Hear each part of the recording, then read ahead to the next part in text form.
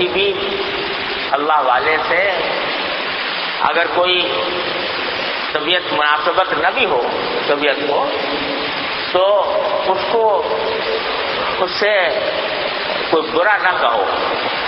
اس کے بارے میں کوئی ایسی کلمات گستاخی کے نہ کہو، کیونکہ اللہ تبارک و تعالیٰ کے سے محبت رکھنے والے ہیں، تو کہیں ایسا نہ ہو کہ اللہ بچائے اللہ تبارک و تعالیٰ اس کے سے نفرت کرنے والوں میں شامل کر لے۔ وہ اللہ کے مقرب بندے ہیں، ان سے محبت رکھنا باعث فضیلت ہے،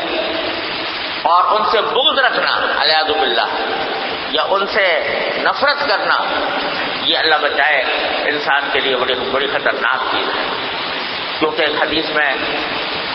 نبی کریم صلی اللہ علیہ وسلم کا ارشاد ہے کہ من عادی لی ولیا فقد آذنتہ بالحرب،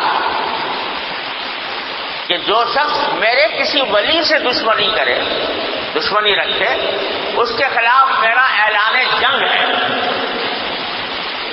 اس کے خلاف میرا اعلان ہے۔ اللہ تبارک و تعالیٰ فرمایا، اللہ تبارک و تعالیٰ نے فرمایا کہ جو کوئی شخص میرے کسی ولی سے دشمنی رکھے، میں اس کے خلاف جنگ کا اعلان کرتا ہوں۔ فقط آذنتہ بالحرب۔ اس واسطے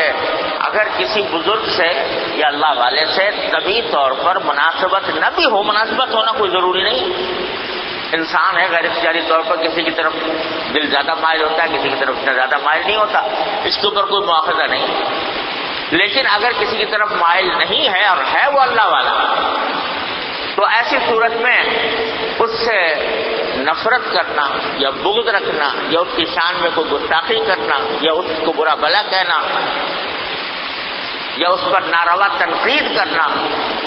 یہ سب باتیں جو ہیں یہ بڑی خطرناک ہیں۔ اللہ تعالیٰ حفاظت فرمائے۔ یہ کسی بھی جس کا تعلق اللہ تبارک و تعالیٰ کے ساتھ ہو، اس کے معاملے میں بڑی احتیاط ہے۔